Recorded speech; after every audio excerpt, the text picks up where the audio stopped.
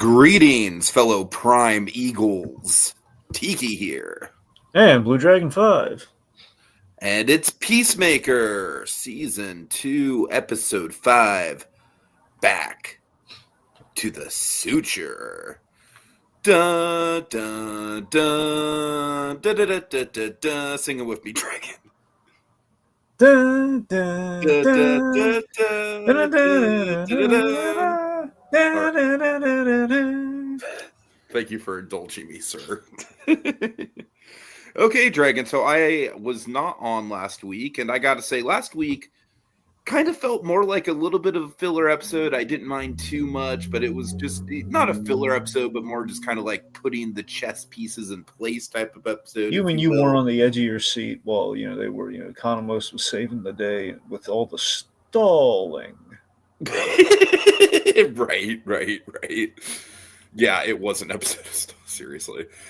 This episode, kind of another, like, obviously we're basically like we moved the chess pieces into place. We've made our play. We're waiting to see how that play plays out. And I like this episode a lot more than last week's episode, but I got to say this episode kind of makes me like last week's episode even less, just because I kind of feel like we could have gotten everything accomplished in one episode. I don't know, but this is a good one for sure. It's just Dragon. I think it might. I definitely think it's a pacing issue that we're spending 2 episodes away from the alternate universe. I also kind of feel like this is a situation where James Gunn is kicking himself, being like, "Damn!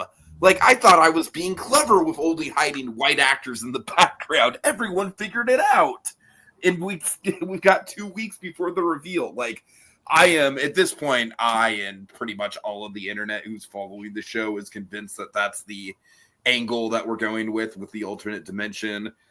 And unless James Gunn has, like, at this point, it'd be a twist if we did not get that twist. I'll just say that much. That's the thing. I mean, look, all we know is that James Gunn has gone to, he's gone to a lot of lengths, which now might have shot him in the foot as Tiki's kind of laid out, but he's gone to great lengths to like, for example, like the press and everybody, they've only seen the first 5 episodes. They have not. The last 3 are like the big game changer kind of episodes that he's been hyping up. That he's very excited about. He says like some of the best stuff he's ever done, according to him. These next 3 episodes are supposed to be very, very special. Now, whether a lot of that's contingent on his big reveal that a lot of people might have picked up on is unclear. At the very least, at least half of what that's going to be is probably dependent on that. The other half, though, there's still something impressive that's coming our way, folks. What it is, I have no idea yet. We'll see. All right, so what do you think of this one, man? Well, I mean, again, knowing that we're building up to the big last 3, this very much feels like we're stepping through the doorway in more ways than one here. This is it's the point of no return for our story. It's kind of this really feels like Again, this is the midpoint of our story, which I mean, I'm hard pressed to disagree that, with the lengths of the episodes, it does feel like 4 and 5 probably in hindsight could have been one big episode, but and that both of them were like a little over a half hour. Yeah, that's the thing. Yeah. But yeah, so if you almost that's the thing, because they really do feel like the midpoint, and specifically the way this episode ends is like, okay, we're literally crossing the threshold into the 3rd act of our story, Yeah, honestly, I kind of wish I had time to go back and watch episode 4, because I like you said, it's like, from what I remember about it, it was just kind of a lot of stalling. Like, that was kind of the whole joke of the whole episode. So I mean, look, in all honesty, with episode 4, I mean, the thing is, like, we did have one really cool tense sequence. The whole episode is built around that. So afterwards, pretty much that's. Are you talking about the Rick Flag stuff? Well, okay, yeah, there were 2 standout points of the episode. Yeah, the Rick Flag stuff, which yes was very big. Flag and Hardcore, kind of had, but again, we kind of reestablished at the top of this episode, so it's kind of like, anyway. No, I just mean like literally like the whole like Peacemaker, getting the portal and like the intercutting that with Economos, like right. The gag, right. I feel like despite the gag of him stalling, that sequence really is like it's a great tension, and that was like the really great editing and the directorial, just kind of like sure. that was the big focus of that episode. Then afterward, that episode had a lot of good stuff, but it is a lot of it's aftermath. It's we have a great scene between Adebayo and Chris, and it's kind of the thesis of what the season's about, and it's important. Aside from the overall thesis of the series, which of course is Peacemaker, what a joke. Aside from that, Mhm. it's the whole thing of like which life, she's looking at the world glass half full, he's looking at the world glass half empty, and it's kind of like how they respond to that. His response is escapism, her response is embracing it. So that's basically what the thesis of the season is. So that was an important conversation. So 4 had a lot of merit. 5 is kind of payoff to some of that merit. That basically all that payoff though is gearing us up for come what may in these next 3 episodes. So they're in a very tricky place story wise. But then again, you look at season 1 of Peacemaker, they had bits like that kind of spread out, and this is like very much like building towards a big thing that we, the audience, are now expecting. Where the first go around, we had no idea what the butterfly plot really was until the end. Sure.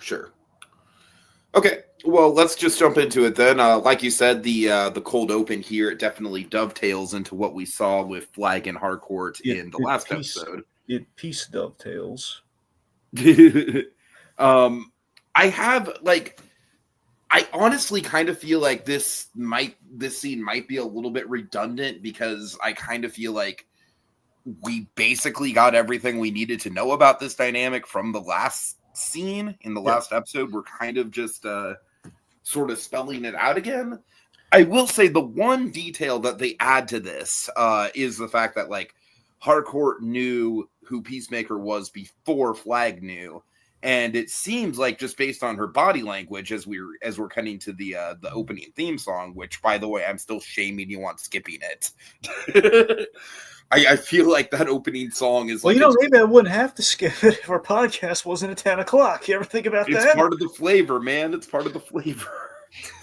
All right. Anyways, but I'm sorry, but she does clearly at least in this moment in time, before she's gotten to know Chris, just based on that body language and the editing and the way it was all presented, she's clearly got revenge on the mind.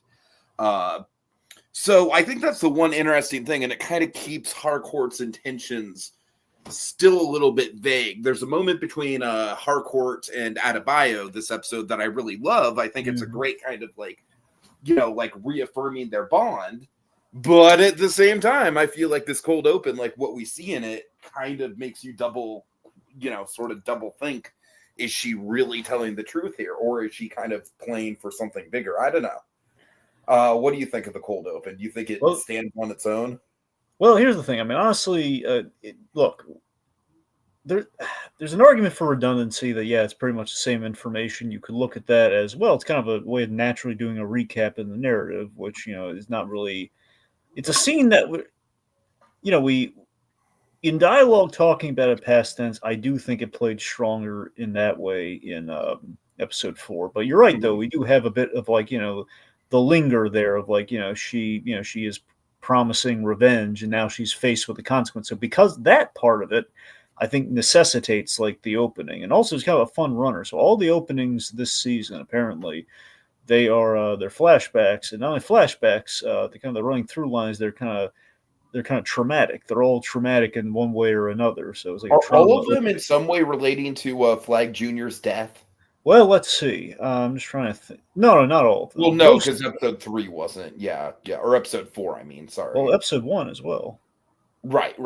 Yeah, that's what I mean. So, but they're all very a trauma of some sort happens in all of our openings, and they all technically take place in the past, where we have kind of our opening, Chris, and then we really want our story starts. It's months later, so all of them are in some way, shape, or form in the past. In this case, is yet another 3-year kind of jump. My favorite little detail, I don't know how much this is like a mistake, or is it probably, knowing James Gunn, is probably intentional.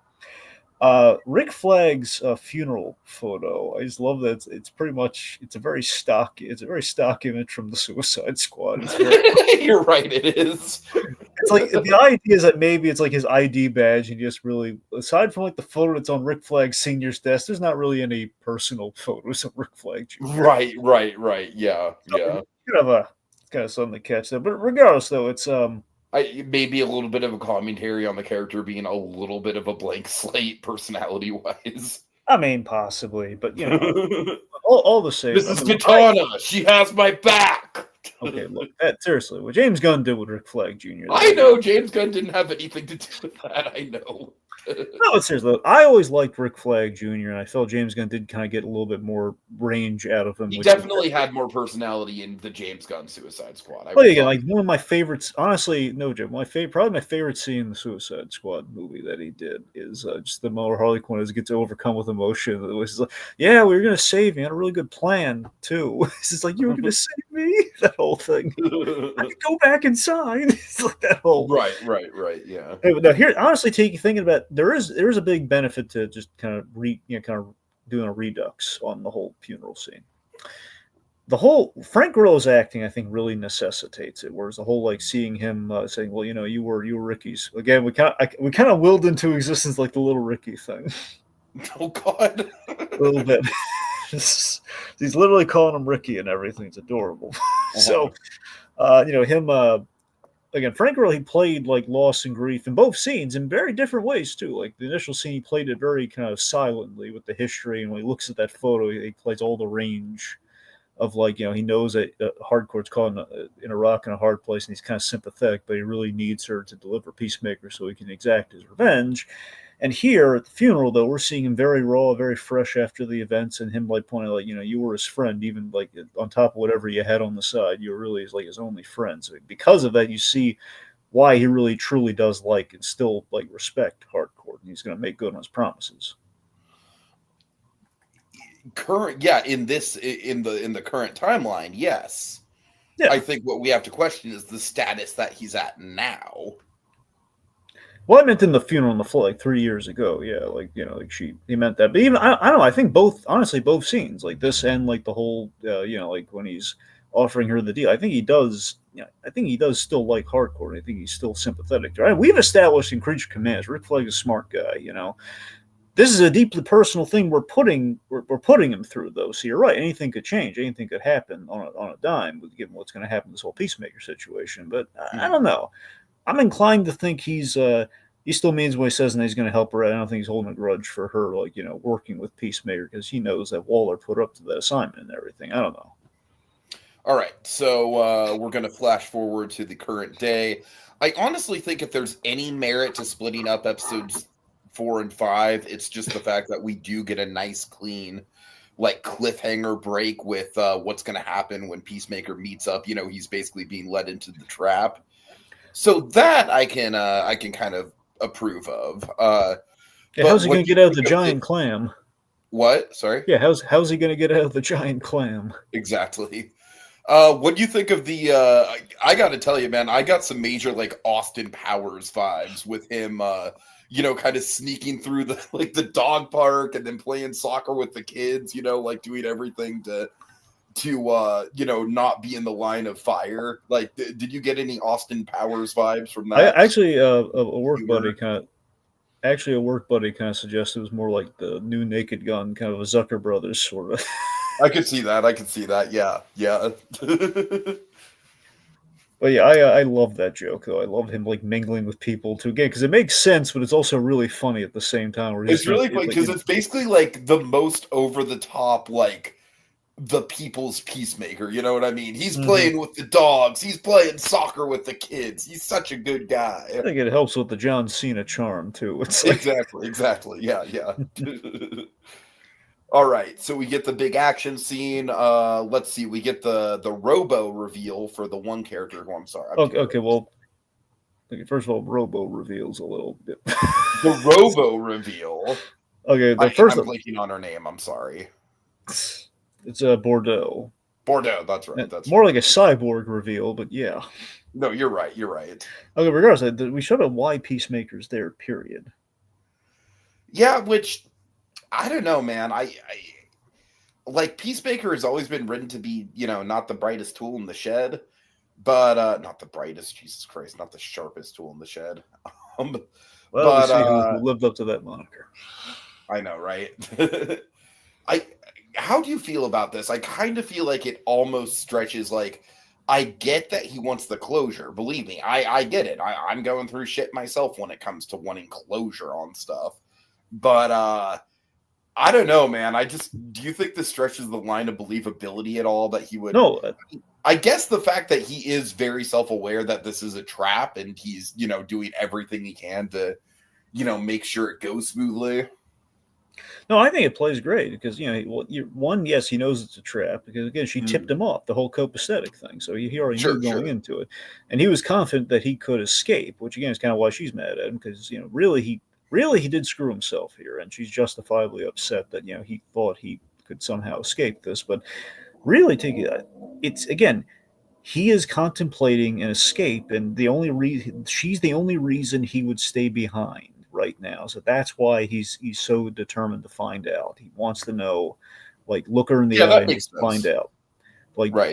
did it mean anything? Of course, timing and everything. He's being again. By the same token, he's not realizing how incredibly bad timing, what position he's putting her in. He's asking with the assumption that he'll be able to easily get out of this situation, but it's still he wants a direct answer that she can't really avoid answering without thinking how much of a tough spot he's putting her in. Uh-huh. So I think it's absolutely like it's literally the only thing holding him back. So he has to know, and this is the only way, the only time he's going to be able to get this answer. Sure. All right. So then we get the shootout. Don't really know what to say about I mean, I do like the all the interactions we have.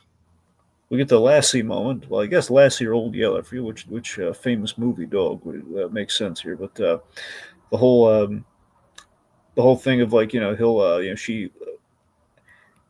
So sorry, let me. All right, so hardcore. She basically says no, it didn't mean anything to him. Now, do you think that's her like kind of pulling a kind of a Lassie or an Old Yeller, just saying, "Get out of here, go on, Get out of here, boy! I don't want that." That's definitely an Old Yeller because it is Old I'm Yeller. pretty sure that's how the death goes down in Old Yeller. Is that Old Yeller like won't leave, like won't turn his back, and the kid's just like, "Get out of here! I don't want you anymore." I'm pretty sure that's from Old Yeller. Cool. I will admit though, I have not actually had the stones to watch Old Yeller ever in my life. So yeah. See, I just think it's hilarious. Like, so imagine like it's the way to torture John Wick.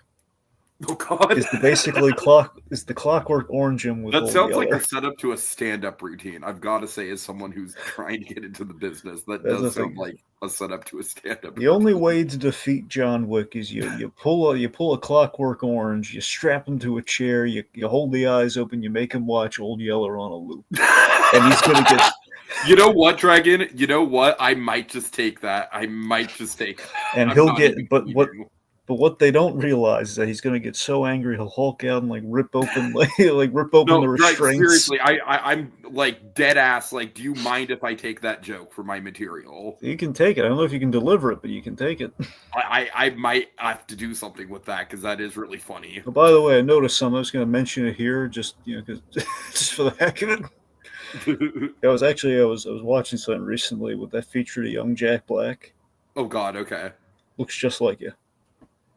Looks just like me. I had an epiphany. It's like the young Jack, like a slightly younger Jack Black with. Like, I don't think I'm that pudgy, Dragon. No, that's the thing. I've been trying to shed the pounds. No, that's the thing. I'm looking at you again. This is what Jack Black is. I mean, he's not like that. It's like going back to maybe 2015 or so, like that kind of like it's kind of younger than he is now, Jack Black. I don't know, but I was watching like this Phineas and Ferb Take Two thing. Jack Black did an interview, and I was looking. Oh my god, he looks because he didn't have as much facial hair, and he had the hair was long like yours is right now. He had physically, he was like just chubby enough.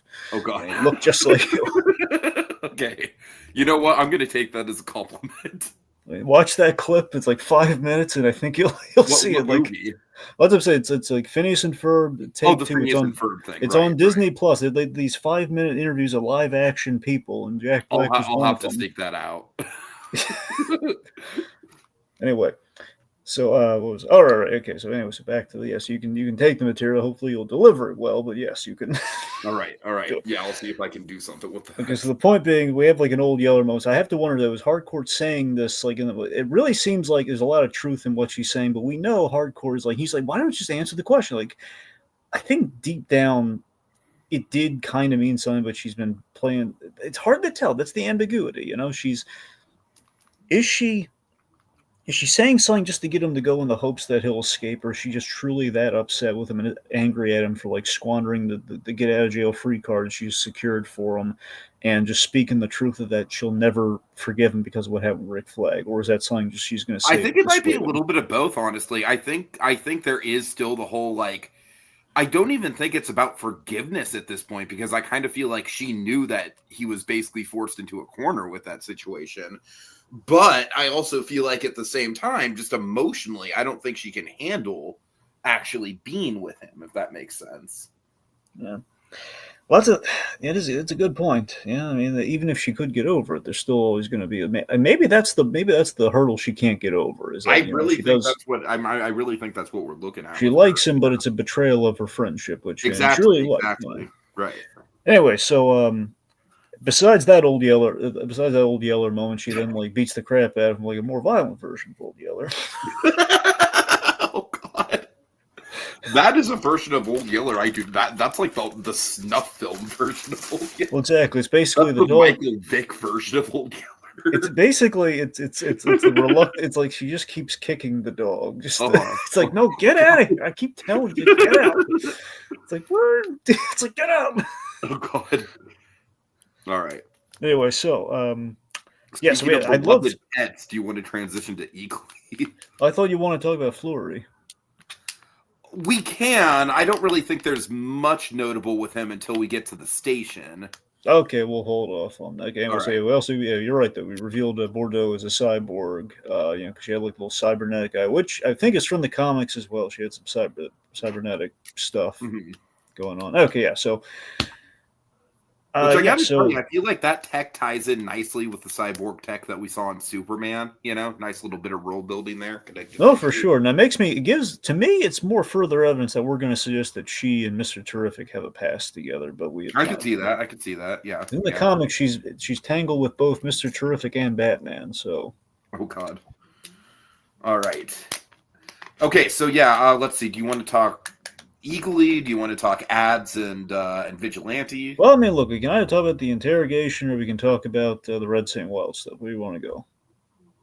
Well, I mean, really quick, I think we should bring up the bit with Vigilante and ads where she gets the call, Dragon. Yeah, she gets the Greek call. I don't know. I just thought that was a fun little bit. I kind of feel like I really hope they're building towards something with ads and the agency thing. I got to tell you, man, I'm really rooting for her. I feel like she's probably like the character in this show that like just deserves a little bit of happis the most. You know, I think the running theory is a good loyal friend. You know, and she's been dragged through the mud more than most people on the show. Go ahead. I think the running theory is that by the end of things, like the 11th Street kids will basically work for Autobio security consultancy. I think that'd be a fair guess. Yeah, for sure. All right. Let's see. So let me ask you this. Like, it's a dumb question. Okay, is the Greek thing real, or is that just like? I don't know what it is, but yes, apparently it is real. Because if it isn't, something really funny came to mind. Like if it were made up, I know this could be this is very like a Peacemaker season 1 observation. Okay, like something he would ask in the van. Right, yeah. This is like how a Butt Babies-esque kind of question. Do you think it's Tiki? Do you think James Gunn possibly coined this Greek phrase, this Greek terminology for the act itself, because as like a nod to Jamie Lee Curtis's Greek yogurt? No. Okay. I don't even know what you're talking about.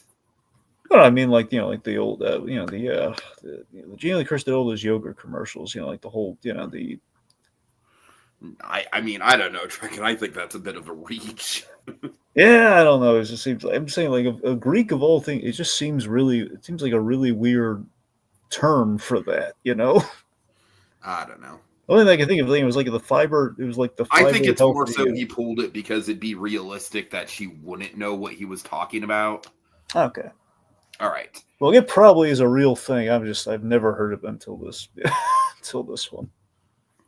Okay, so let's talk about the. I love that Vigilante doesn't. I love the bit where he says like, don't worry. He's not judging her for being a prostitute. He's like, oh, don't worry, ads. I don't kill prostitutes, just the Johns. Right. Which is really funny. So Red Saint Wild Dragon, as I mentioned to you off air, this character ultimately, unfortunately, didn't really land with me. I kind of just feel like with a character with this much of an actual power set, right? The fact that he can actually summon the prime eagle and whatever. Well, he I can just find the prime. You can't summon it. He can find it. He can track it. Okay, yeah, right. Well, that what I'm saying is just that big ritual that he did at the end of the last episode. Like Dragon, that ritual, I got to tell you, that to me was almost like a jump the shark moment with the character. Cuz I was going along with the character, but like I ultimately just think that he was too much of a cartoon caricature to be taken seriously. Like, and that's cuz Michael Rooker Dragon, he can be taken seriously. So, and Eagly is like a very beloved character. So when I heard the premise for his character, I was more thinking like we were going to get like a Merle Dixon from The Walking Dead hunting down Eagly. Like, I don't really like the fact that they made basically everything about this guy's personality a joke. That's kind of what didn't land for me. Well, I I thought. wish Well, he was actually more intimidating I than he thought you were on is. board for the whole Looney Tunes, pursuing kind of. I just don't think they did enough with it, though. I really don't. I mean, I think either drag it out because it doesn't like his death scene is very satisfying. Don't get me wrong. It is cathartic. I almost kind of feel like it happens too early. I kind of wish that if we were really going to go in the Bugs Bunny Elmer Fudd direction, I feel like that could have been followed into the into the next dimension. I almost kind of feel like he could have been I think it would have made more sense story wise for him to follow Chris into the next dimension rather than Judo Master. Um, I don't know. I just feel like the whole thing kind of feels like it was just sort of spinning its wheels. Like I said, I feel like if they would have dragged out the Bugs Bunny versus Elmer Fudd thing more, I feel like that would have had a better payoff for him being so overly comedic. At the same time, I just kind of feel like it's a little bit of half measure. Like I said, I really wish they would have made this guy like even slightly intimidating. Like I said, my big issue with him is that he is just overtly a joke character. Well, okay, well, a couple things. All right, look, in terms of the jump the shark, in terms of the power thing, I mean, he's, I mean, look, it's like you could It's the always read. second fucking magician in the DC universe, Okay, Dragon. It's well, the second again, use of magic, and we're giving it to the Native American fucking like yeah no the joke character like well, it again, doesn't. Tiki, the whole what I'm getting at is, look, the way it was portrayed is like, you could always look, he's just a crazy guy who's hallucinating. That it's not exactly one for one But actual he's magic, but successful at finding Eagly though. That's again, the thing. he's a tracker though. That's what I'm saying. You could always look, he's just tracking, but he's thinking he has the spirit. I'm meeting you halfway here. James Gunn basically confirms it is actually magic. That's what he said. Episode itself, though, I mean, you can't take it that So it's kind of I just think that the character was too. I don't know. Also, correct me if I'm wrong, but wasn't there something where this was going to originally be played by another actor? yes. What remind me what actor that was? Well, then James Gunn never confirms like who the original actor was when this Okay. thing happens. The same thing happened with Vigilante, but because So basically it's like that's the him. thing, though. I really do get the vibe. It really doesn't feel like this character was written for Rooker. It really doesn't, because I feel like Rooker, his characters always do have that air of menace to him. I mean, even Yondu, certainly, like, we get to love Yondu by the end, of course, but he did have an air of menace, especially in Guardians 1. Okay, well, a few things. Okay, so apparently, what happened was, in the recasting and the need to recast this character, they had no money in the budget to hire another actor, so Rooker basically did this as a favor. But Like that's James what I'm Gunn. saying, though. It feels like that. Like, you can feel that. Okay. That said, though, I mean, come on, man. When in this episode, I think we did get some menace from Red Saint Wild. He's got the big punt gun.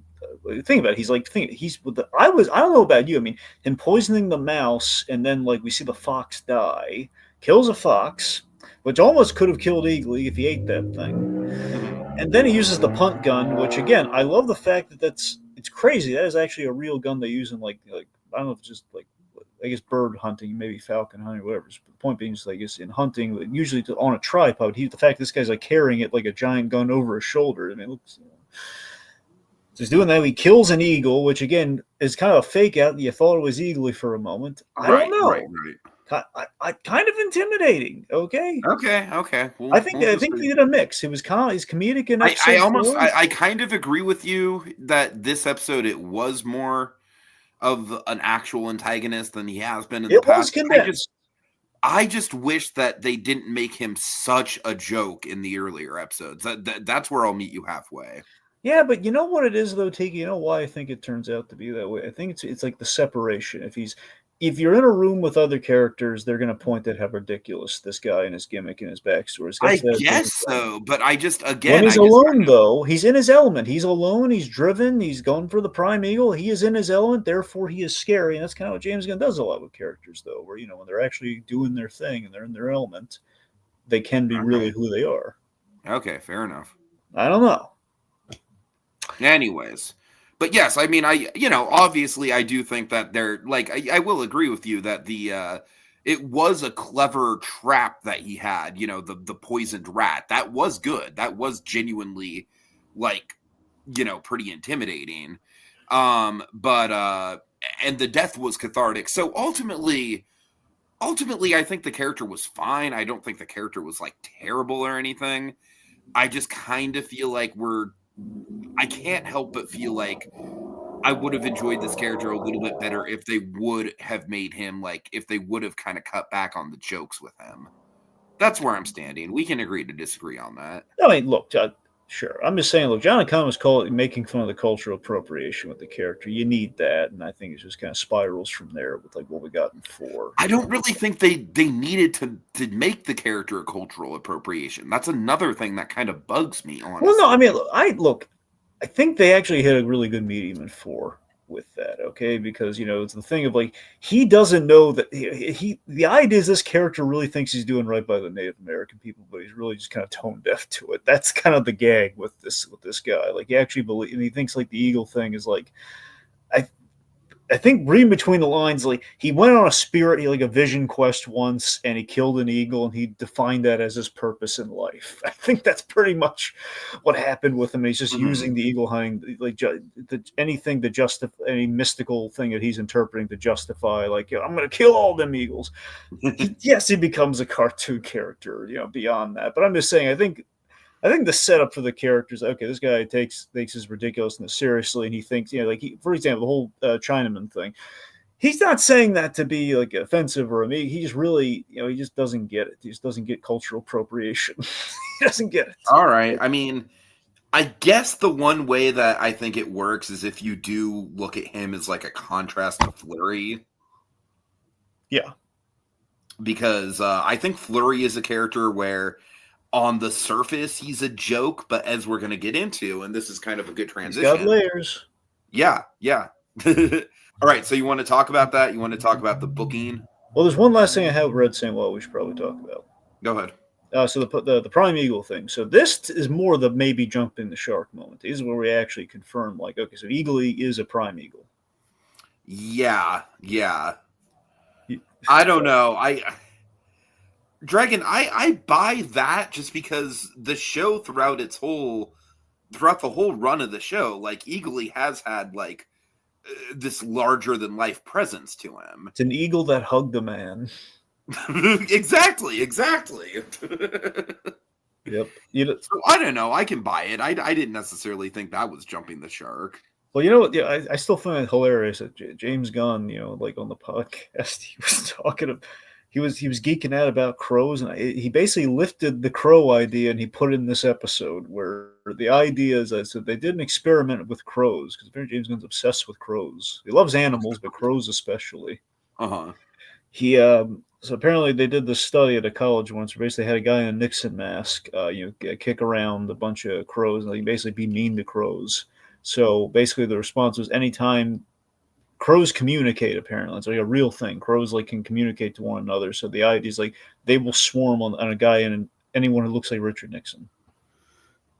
Oh, are you serious? No, What? it's a real. Yes, I mean James.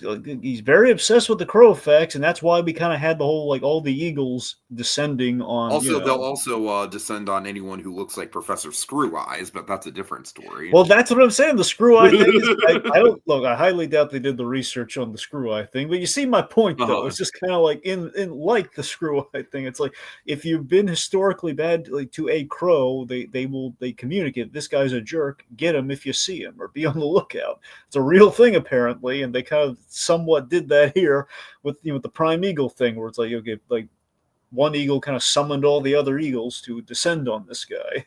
Sure. Eagly, I'm sorry. Now, okay, I'm going to bring this up because it's a theory that people have had about the opening that kind of ties into the fate of Red St. Wild. So, okay. now some people, and you can either look at this as like proof or disproof of it, because I'm sure a lot of people say, okay, obviously he's dead. Uh-huh. Some people notice like the last shot, because remember we did pay things. There was a foreshadow in the opening of season 1 of Peacemaker. They're all puppets, which basically was the whole butterfly reveal. That's kind of the hint that we have in the opening there. Now, the opening this season, obviously we had multiple Peacemakers and Hardcourts for the whole multiverse of it all, but we also people have really been fixating on the last shot. It's a very dour song, and everyone kind of topples over, seemingly dead at the end. Now, people have noticed not all the characters have closed eyes.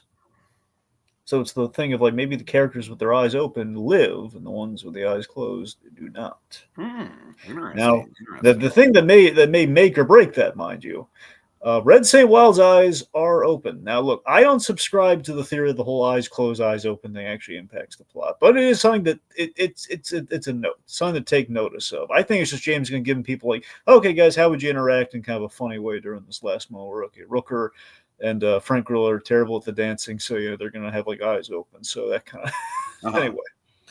So it's just something to keep note of, and no one's ever. You can always bring people like we shot Peacemaker through the neck in the Suicide Squad. He has a whole show, so we can't say anyone's completely dead. That's very true. That is very true. Yeah. There was something about that scene I had never caught until I saw like a little like someone did like a screenshot or something online or something. Is that when he shot his gun at Bloodsport, a dove of peace came out like the puff of smoke at the end of the gun. Oh my god, like fucking John Woo. Yes. Okay, yes. So, right. So, where do you want to go next? You want to talk? Let's go the station.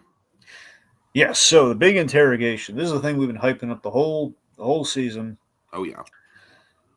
You have the interrogation where it's Rick Flag Sr. finally in a room with Peacemaker, the man that killed his son. Big payoff to the Suicide Squad scene where now we have Peacemaker going up against a different Rick Flag, this time without the Peacemaker garb. It's a very vulnerable scene. I love this. Peacemaker, he still regrets the death of Rick Flag Jr. This is his penance. He's taken that beating and he knows it's a futile effort, but he's just trying to give the guy some peace of mind and just saying, look, I want you to know, I mean, I didn't want to do it. I was in a really bad place and I followed orders and, we know that Flag's not going to go for that, but at the same time, it is a genuine effort on Chris's part. I love that whether he's hearing it or not, because again, we've established that Senior is a smart guy and he does listen when people tell him things. And obviously, they're going to stop it all from what he's doing right now because it's on instinct and the revenge and the father's, kind of duty to a son, kind of all that stuff. But, I think that I like that you could maybe interpret as that's what's making this beating even harder for him because we do have a bit of it where he says, like, fight back because he wants an excuse to hit him. And the fact that Peacemaker has given him every reason not to hit him. Right.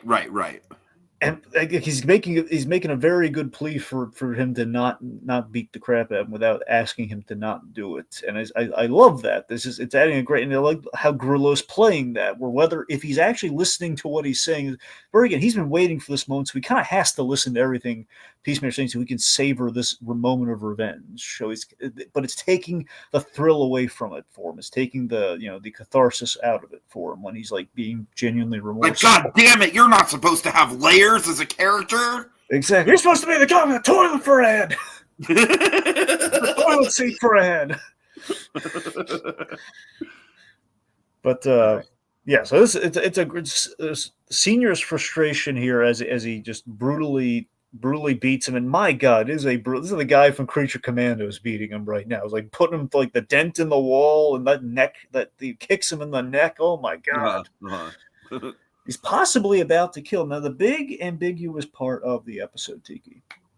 Yes. Do you think later on Bordeaux, well, not just Bordeaux, but in general, it was like the thing of like, oh yeah, I know what you're gonna say. Go ahead.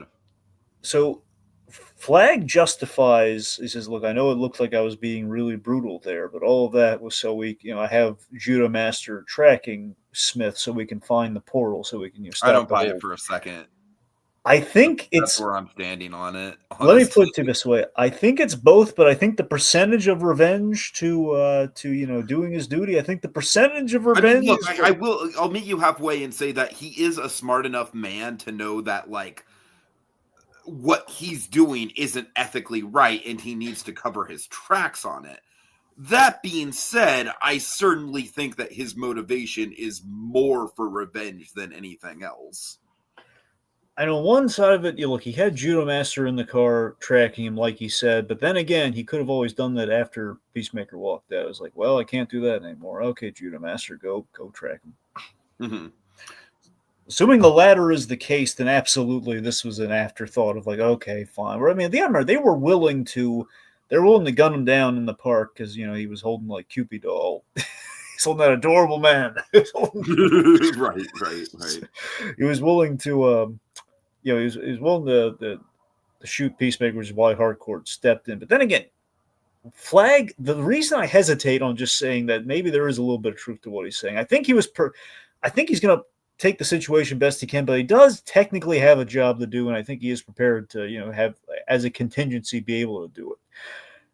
I mean, because he knows Harcourt, and I think he knew Harcourt would step in the way she did, but he could easily just be lying about that in the moments to cover himself here. So it's really hard to tell for me if 100% of it is like, I'm just going to get revenge and darn the consequences. Who cares about the portal? Because again, he took on this whole the whole portal thing is literally just an excuse for him to seek revenge. He doesn't care about the whole bit.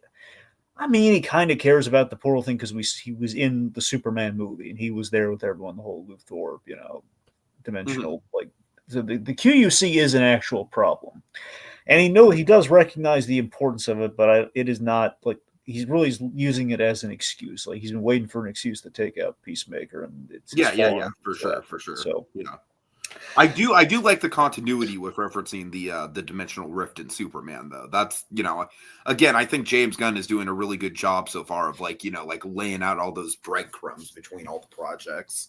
Just given this week they put Superman on HBO Max, I really wish in hindsight they could have had Superman on Max and then Peacemaker premiere the day later or something. Yeah, that's true.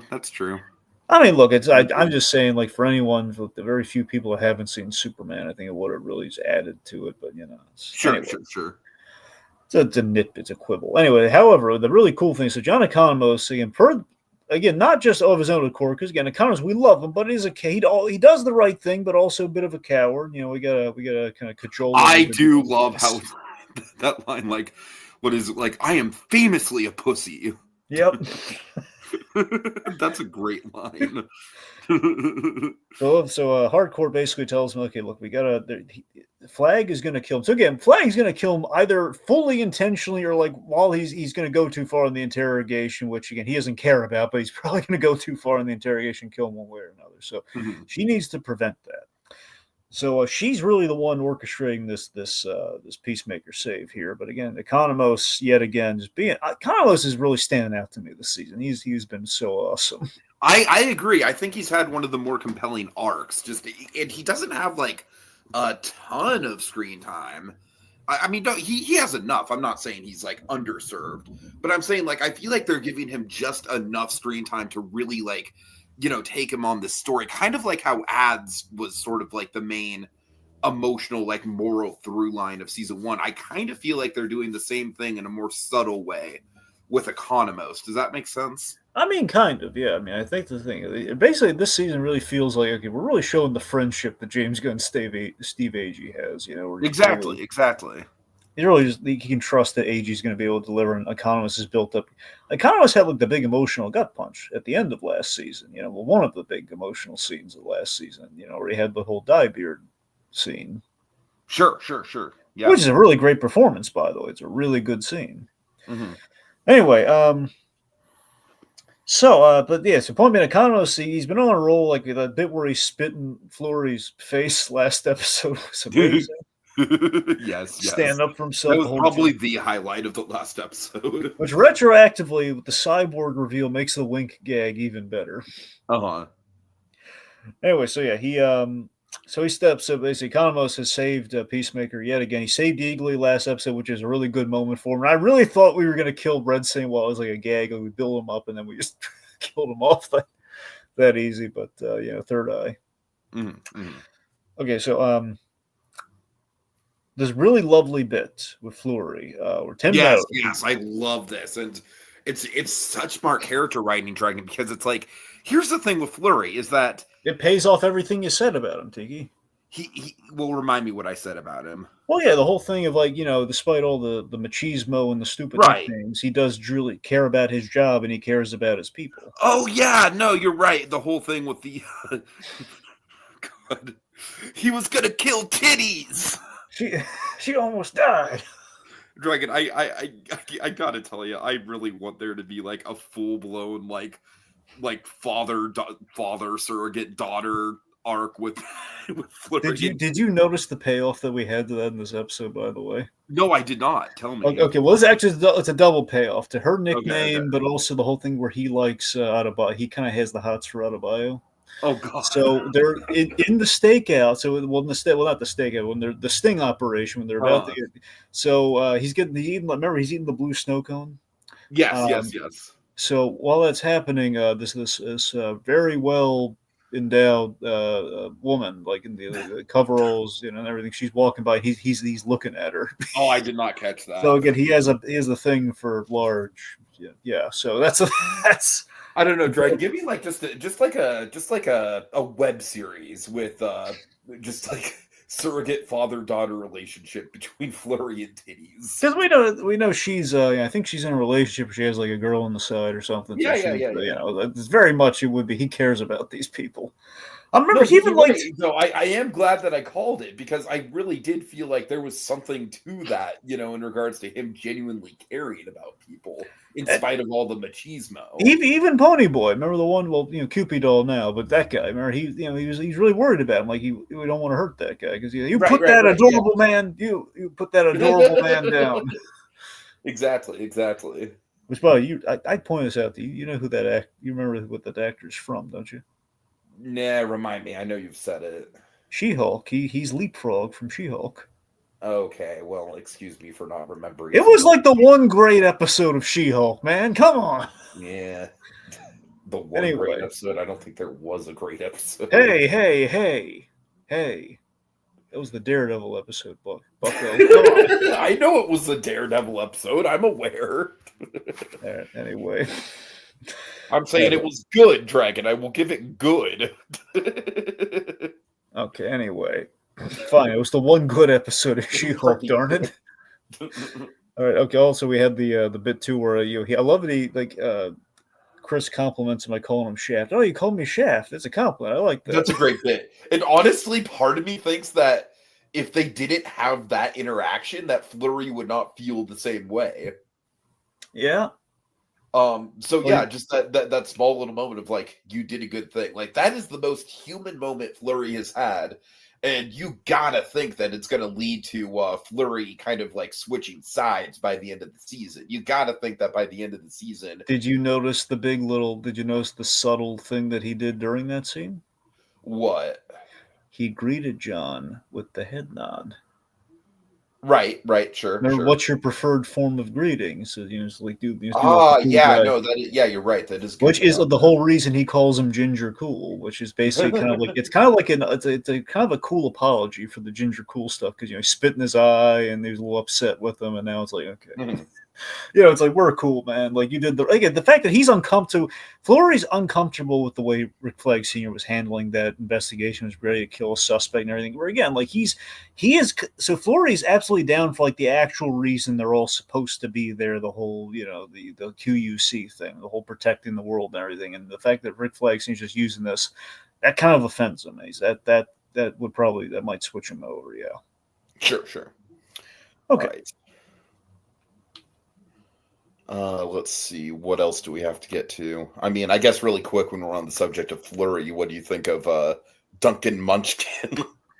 The Duncan Munchkin thing was hilarious, and I love, like, that might be my favorite Judo Master scene between the two seasons. I gotta be honest with you. I love his reaction to it. I love Flurry just saying, "Oh, great work, Judo Master." He will not give him that nickname now because he does not want his Johnson. He does not want that to happen. I just love how Judo Master, like, he's not even really that aggressive about it at first. He's just like, "You're not going to call me that, man." Plus, I mean, he always had. Plus, he had that little scuffle with Red St. Wild, the whole, like, the Chinaman Vietnamese thing too. So I'm not taking that. True. Yeah, I love Judo Master. We don't have a lot of time with Judo Master. We're doing a lot with him, the little time that we have. And I mean, obviously, with him going through the portal, I think he's going to be pretty big in the next 3 episodes. That was definitely a choice. Oh yeah, for sure.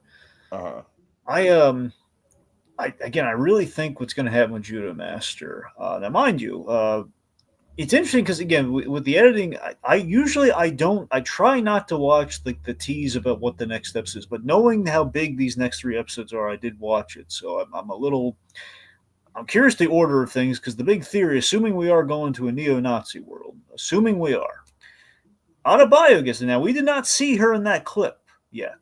Okay, in that clip, we did not see Adebayo, which is probably a big tip-off and confirmation. Okay, Adebayo and Judo Master, I have a feeling, are going to run into trouble when they go over there.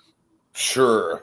And I think Adebayo, like, especially because we're kind of framing Adebayo being the skeptic of it to begin with, like, that to me is my biggest tip-off, is that conversation where it's like, okay, we're definitely building to the fact that Chris thinks this is like a great universe. He's talking about it specifically to ads is skeptical about it. Like, that to me, like, if I had any doubt before that conversation, that was what really was like, okay, at this point it's going to be a twist if it's not that. I think one of 2 things are going to happen to Judo Master. Okay, either one, if somehow Judo Master, because given the delay between when Peacemaker went through the door and when Judo Master went through, there is a chance that Judo Master is not going to know which of the 99 doors. Oh, that's true. I didn't even think about that. So he could get lost and go a little crazy. So that's one thing we could do. There's a pretty good chance. Like, we could just have a running gag throughout the last 3 episodes of him just going into different dimensions. Yeah. That way we can play around with, like, the creativity of the different dimensions. Like, for example, Judo Master could befriend that alien. Oh, I'd love that. That'd be great. So that's what I'm saying. So there's 2. There's the funny end and there's the not so funny end of what's going to happen to Judo Master. Okay, so one end, he doesn't make it. He doesn't make it to the Peacemaker's door, and he's just going to get lost. It's kind of some misadventures, or he just kind of goes crazy. But eventually probably find his way. I don't know. Point being, that might be his fate. But that's the believe it or not, that's the best case scenario for now. Again, the worst but dramatically interesting case scenario. He did make it and did follow him through that door, and somehow, like, he escaped, Peacemaker Manor, like, without, the top trio manor. Essentially, without basically just sneaking out of the house quickly, because it's kind of, there are other questions like, how the heck would he, Chris got in there first, how would Judo Master, but he is sneaky, so I mean, it's possible he could have somehow escaped. Anyway, so if he did, and he's in that world, I'm thinking some, like, an angry mob or something kind of nabbed him without Peacemaker knowing, and they probably tortured the poor guy, and then Peacemaker's going to stumble onto it, and he's going to have sympathy for Judo Master as he's going to see, it's going to be like this chilling thing where, like, oh God. I like that. I like, like, in spite of them kind of being rivals, like, seeing Judo Master being tortured is kind of what snaps him out of it. I like that theory. Yeah, so I think those are the 2 things I think would happen. Now, the only thing that could put a damper on the Judo Master one is that it really depends on who we're going to see first, be it get the raw end of this. Now, again, it could be something subtle, or it depends like how racist this world might be. Where you have Judo Master and you have Adebayo, and Adebayo might be. I always imagine that if Adebayo, the moment Adebayo walks through that portal, assuming this whole neo-Nazi thing is true and it's going to happen, which probably is, but we don't know yet. Assuming it happens, it would be a thing of like everyone's going to be like, oh my god, they're going to look in horror, and Peacemaker is going to be a little slow to it. He's not going to get it because this. right. And the reason I really think that's interesting, I really kind of want that to happen because it pays off the first gag of the show, which was him and Jamil, where Jamil's like pointing again the great novelty of this take on Peacemaker in the DC EU to then DCU, which is what we have now. Is that Peacemaker is the misnomer that he is a racist superhero, which he's not. But that's the misnomer, though. But again, so it's the fact that he's blind, he's ignorant to it. It's like, he killed a disproportionate amount of black people to white people, which he's trying to amend. No, you're right. That would be a good payoff for sure. It's the payoff to I was like, Chris, do you feel anything off here? Like, no, what are you talking about? I was like, oh wait. He's like, oh no, right. No, come on, man, that's not Nazis. It had to be Nazis. Like, come on. And so imagine the whole Peacemaker is going to be in a position where imagine if he has to kill Augie and the brother. I'm sorry, I'm like Keith. Sorry. I got it. I got Keith there. is going to be. Imagine. Can you imagine? I'm sorry, we're just geeking out about where it could go. Imagine this. So we are in a position where Keith is like just being very blatantly racist, or like about to like hurt, brutalize, or maybe even kill Adebayo.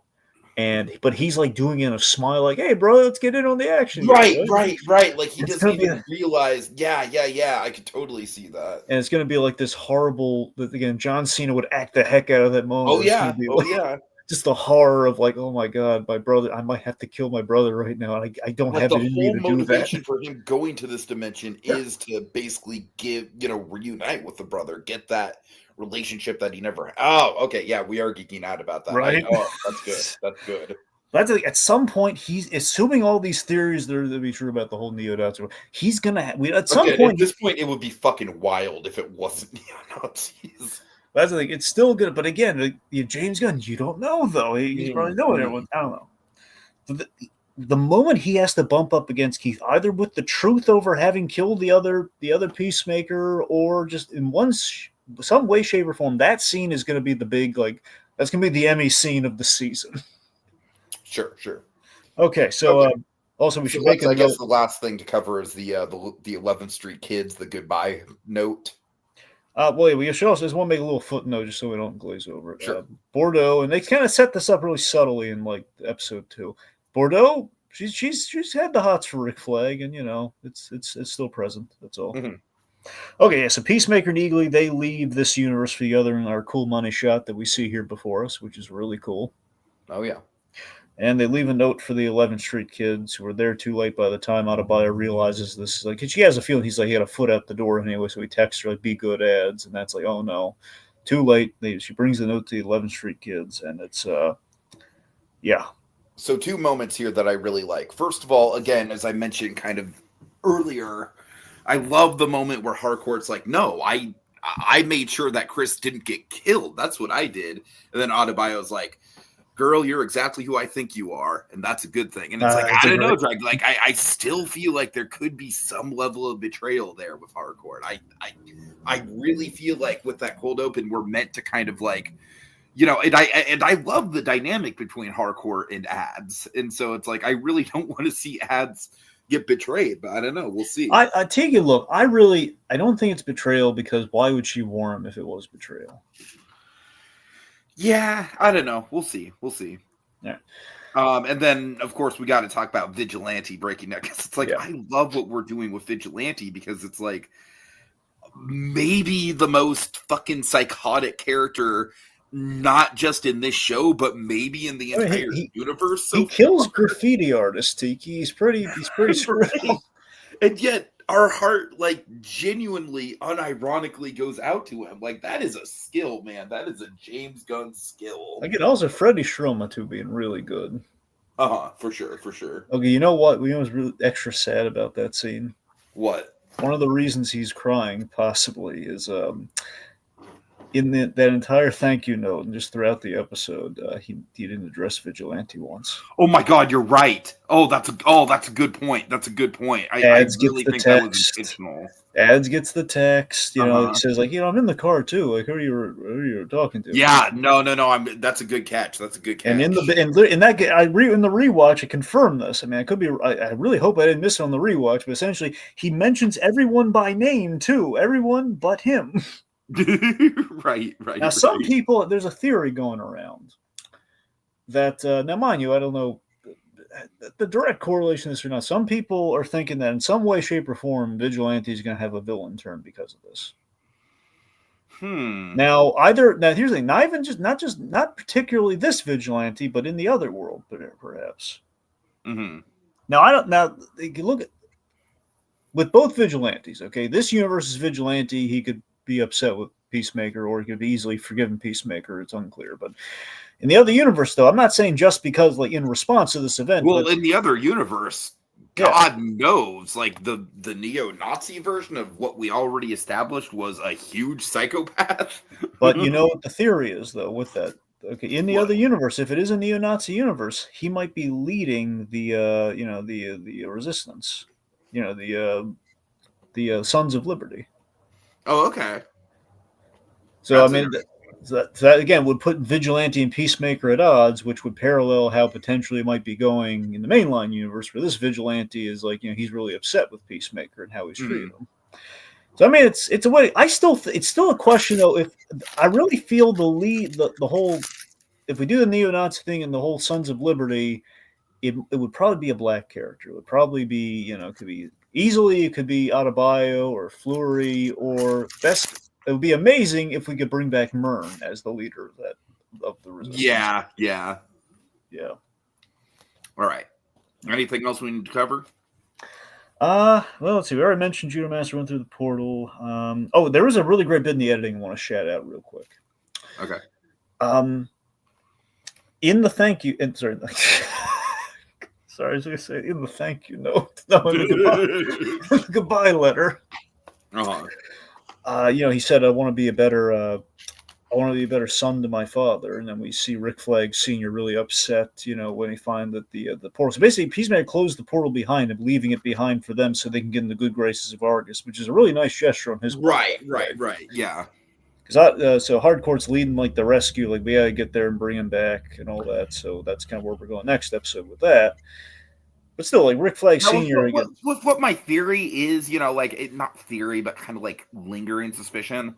At this point, I do think it would be lame, but I don't know. It's at least a possibility that the reason why Hardcore is so gung ho about like getting him back is specifically because she wants to kill him herself.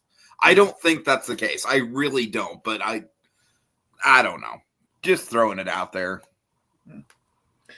Yeah. Well, anyway, so I really like that, we juxtapose like the whole father-son thing with Rick Flag and, just kind of on him and Sure. get it. I thought that was cool. And so I actually called something, by the way. I called that we don't have an Eagly in the other universe because Eagly main universe was the fill-in for Keith. We have Eagly because it was like his way. It's kind of almost like his therapy eagle. It's kind of his way of getting over Keith. Like it was his, that's the closest thing he has to a brother. I can see that. That's kind of a good pool. I love him. It's like with Keith, they're saying it's a rescue eagle. Oh, CRISPR, all right. And they take out the kaiju from Superman, same kaiju. Yes. Again, a good kind of tie for sure. Now, in all honesty, it's probably a budgetary thing. We can't build another kaiju, man. Don't make us build another kaiju. We're using Rooker for a Native American character, man. Come on, look at us. So the top trio and Eagly, they take out the kaiju. They're a really awesome money shot. By the way, huge moment where Peacemaker finally got his jetpack. Mm-hmm. Basically, he literally got everything he wanted. It's him, his father, his brother, and jetpacks. It's everything he could ever want. He's gotten it, and he said yes to Hardcore. And they have like he's drenched in the guts of a kaiju, and he's like embracing Hardcore, and that's really upsetting. So Peacemaker hasn't. It could be the end of the season if we didn't want to. If we, in Peacemaker's mind, this is where he wants the season to end, but it's not totally right. Like, you know what? I got a real beat down from that Rick Flag Sr., but I had it coming. I got everything I want after. This is the best day ever. Only had to kill myself and Rick Flag Jr. to make it happen, but it all worked out. All right, so yeah, I mean, I do think that this is a really good episode. Again, I really do think when we look back on the season, episode 4, not a bad episode per se, but certainly the biggest example of filler that we've had this season. But this is solid. I think this is a good kind of like, I think it acts like it's not technically the mid-season finale, but if episodes 4 and 5 were combined, it would be, and this is obviously the climax to that. So it does feel like a mid-season thing, and of course we know that the last 3 episodes are going to be big. So as a mid-season finale, I think it's very effective. Like you said, it's kind of like it's the ending that he wants, but we know it's not the ending he's going to get, and as we already kind of like geeked out about, it could get very messy. So and with James Gunn hyping it up, I think we're in for some really great stuff moving forward. I kind of wish that it didn't take us this long to get to this point, but now that we're here, I'm excited. All right. Final thoughts on your end? Final thoughts. I mean, look, I thought it was a solid episode. Admittedly, 4 and 5 were pretty much, like we kind of said, we're kind of getting things in place for the finale. But I think the characterization's been pretty strong, and we're again, I love just like giving him this big decision and seeing him make it, given how we had these moments in the Peacemaker series where we face him with these big choices of which I think we're going to be doing, once we get into the universe, assuming this neo-Nazi thing's real, where he's going to be, making a big choice of like, do you take like the falsehood at the cost of knowing what's at the heart of it all, or do you, it's going to be kind of the equivalent to the cow seed. Do you kill the cow or not? Right, yeah. So that's essentially so giving Peacemaker those moments of do I kill the guy. That's what James Gunn thrives in with this show. So I think we were given a taste of it here, where he has no reason to stay in this universe. Now, mind you, you could. I like that the goodbye letter acknowledged that he wasn't just turning his back only because of Hardcore. It was pretty much because of that. But like we said, like, I even forgive you, Hardcore, even though you did a lot of C-wordy kind of stuff. That was a fun line. But that's the thing. So like he even forgave her for that. So like he's not going just because that was like the last tether that he had. That says, well, there's nothing for me here. I'm just going to do a clean break. But Peacemaker's really grown as a character, and I really like what we've done with that, and I really like that we're putting him in these, really having him take these big swings, characterization wise, in terms of where to go. And I think these next 3 are going to be really exciting because of that. All right. Let's see. Little Blues in the chat saying, I didn't know that much, but Peacemaker literally leaves a new DCU. Yes, Eli, you got to catch up. It's too much to go over right now. So, we're at the end. All right, folks. Thanks for joining us. We will be back next week for hopefully a really big episode, and that'll do it. See you later. I'm sorry, Eagly.